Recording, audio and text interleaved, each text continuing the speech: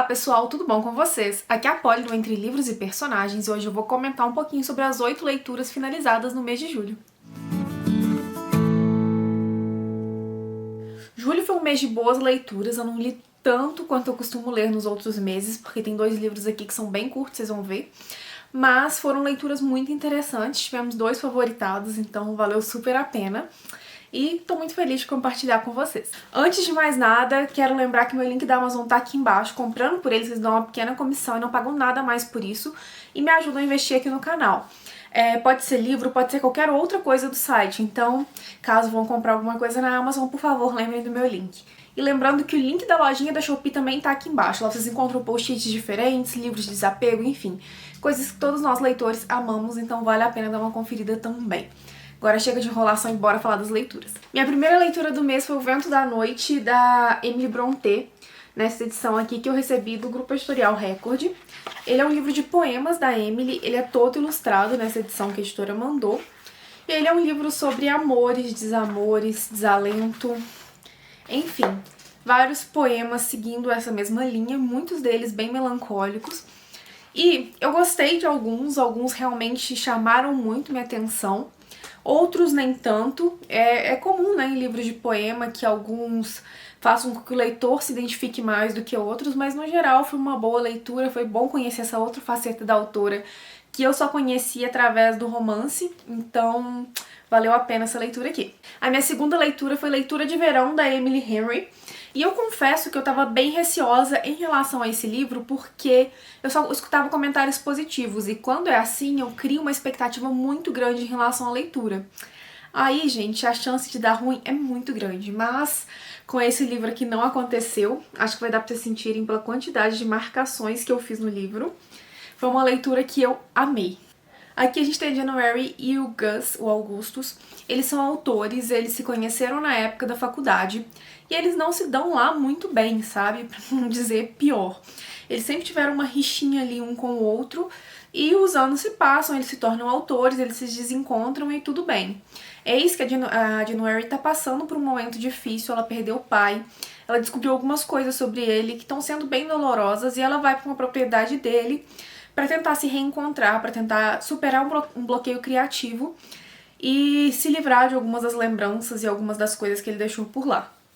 E eis que quem vai acabar sendo o vizinho dela, isso mesmo, o Augustus, que também não tá ali numa situação muito boa, pelo menos emocionalmente falando. E eis que a gente vai ter esses 2 personagens que de início são enemies to lovers, se encontrando, tendo aquela estranheza ali um com o outro, mas coisas vão acontecer que eles vão se propor um desafio. Um vai trocar de gênero com o outro, então assim, ela que escreve ficção romântica vai escrever o gênero que o Gus escreve e ele vai passar a escrever o que ela escreve pra assim tentar superar o bloqueio criativo que ela tá tendo e é uma forma deles competirem, né? É uma aposta que eles fazem entre eles. E aí é óbvio que um vai tentar entrar na cabeça do outro pra tentar entender a forma como escrevem, a forma como eles desenvolvem as ideias. E a partir daí, né, gente, começa o nosso romance que é maravilhoso e incrível e... ai, gente... esse livro é perfeito. Aqui a gente tem um livro repleto de clichês, com personagens bem construídos, com uma trama que prende, que cativa, que deixa o leitor ansioso pelas próximas páginas. E aqui a gente tem alguns pontos nessa trama que são muito interessantes. O primeiro é a questão deles como escritores, que vai sendo mostrada de uma forma muito interessante na trama. Outro ponto são as questões pessoais dos dois, porque apesar da gente ter uma ideia da January no início, das questões que ela vem trazendo, o Gus também tem as suas questões ali, que ele vai ter que lidar e que ele vai apresentar aos poucos.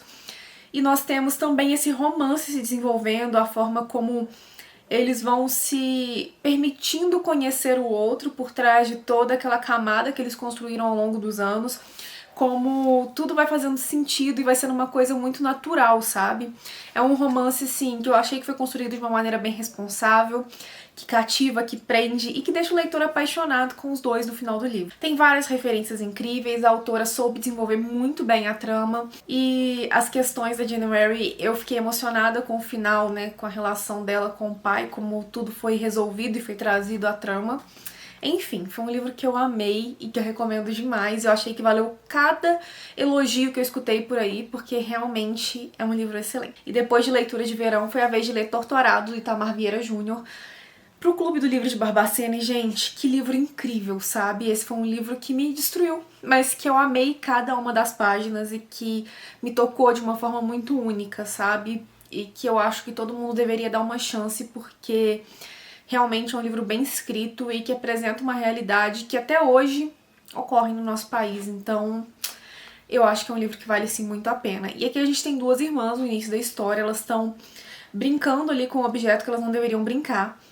E acaba acontecendo uma tragédia e uma delas acaba perdendo um pedaço da língua. Isso já no primeiro capítulo, não tô dando spoiler de nada.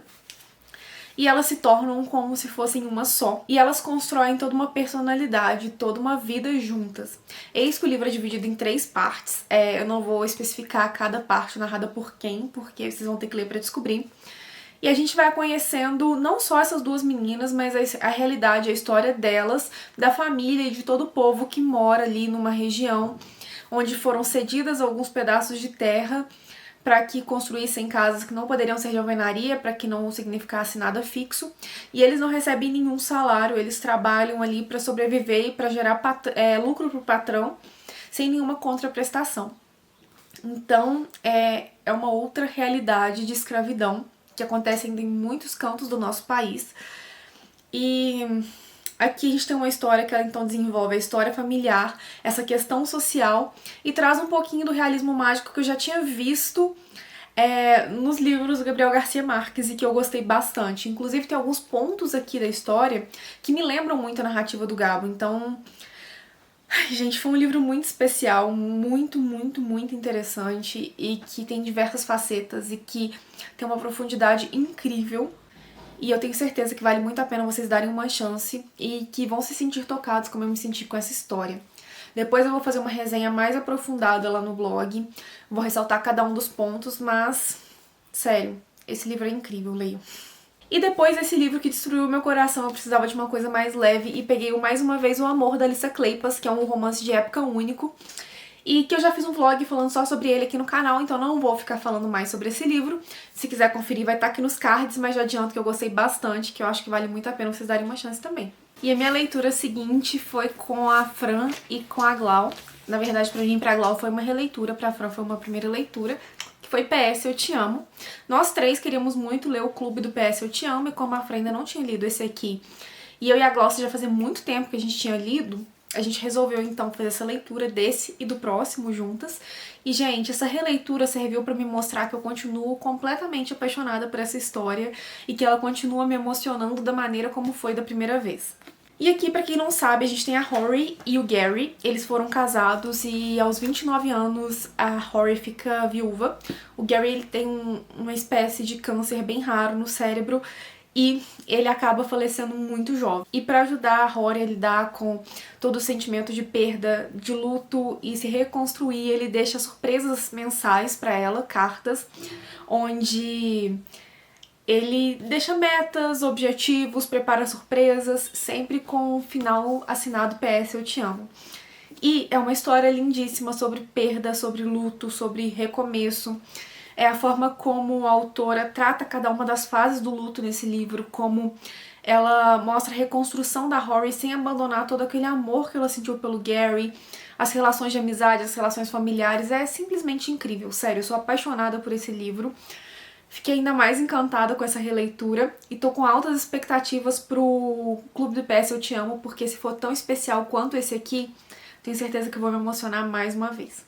E a minha leitura seguinte foi A Senhorita Butterworth, eu acho que é assim, e O Barão Louco, da Julia Quinn. Pra quem tá acompanhando os livros da Julia Quinn, pra quem gosta de ler a autora, sabe que a Hyacinth, nunca sei falar o nome dela também, leu este livro com a Lady Danbury no livro dela, e depois, na trilogia Bevelstoke, no segundo e no terceiro livro, essa obra é citada.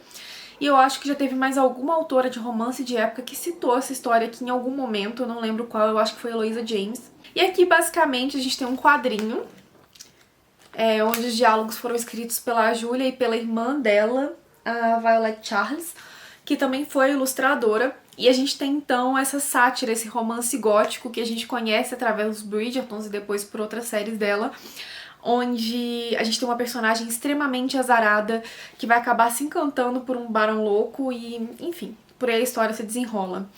Quem acompanha os livros da Julia Quinn, quem já sabe um pouquinho dessa história, sabe que é uma história inspirada no romance gótico, bem caricata, e os traços trazem muito disso e é muito interessante. Eu dei altas gargalhadas com isso aqui.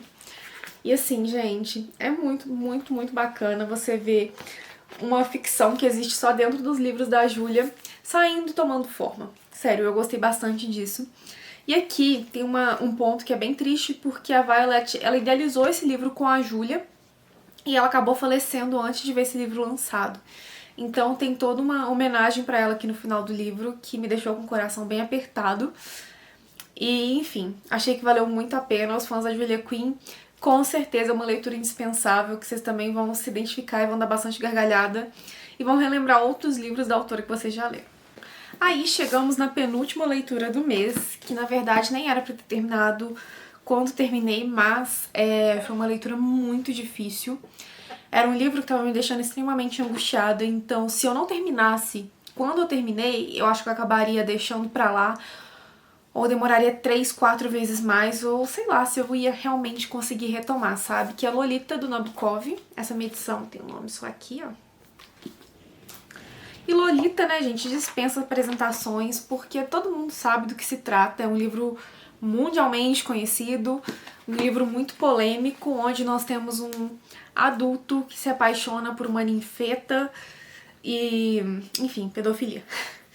E assim, a forma como o autor escreveu esse livro é muito peculiar, porque a gente tem uma história narrada através dos olhos desse pedófilo, então desse homem, e ao mesmo tempo em que você sente um asco enorme, que você tem vontade de falar, pelo amor de Deus, o que é isso que eu tô lendo? Porque tem umas declarações dele que são doentias, a grande maioria, na verdade.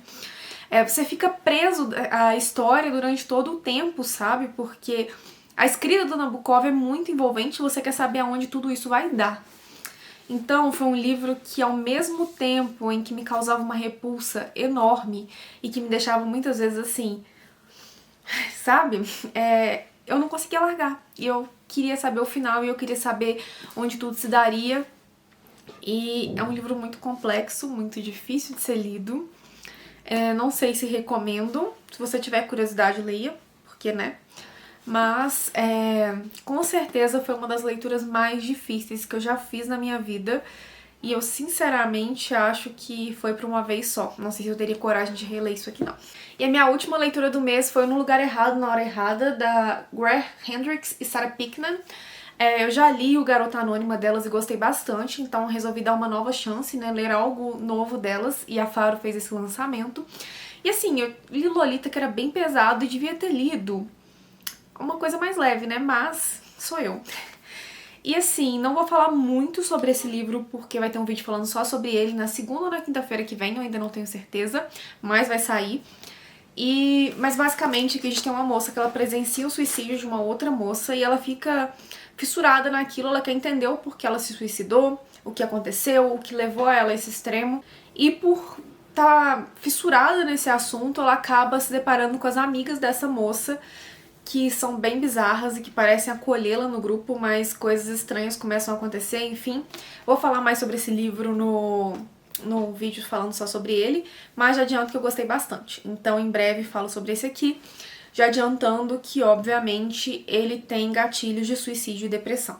Então, só pra deixar avisado caso vocês decidam ler antes de eu liberar esse vídeo. E bem, pessoal, é isso. Essas foram minhas 8 leituras do mês de julho. Me contem aí embaixo se vocês já leram algum desses, se não leram, se tem vontade de ler, se tem uma opinião diferente de algum desses livros aqui que eu li. Vai ser muito bacana conversar com vocês. E lembrando que agora a gente tem um grupinho do Telegram aqui no canal, vai estar aqui embaixo.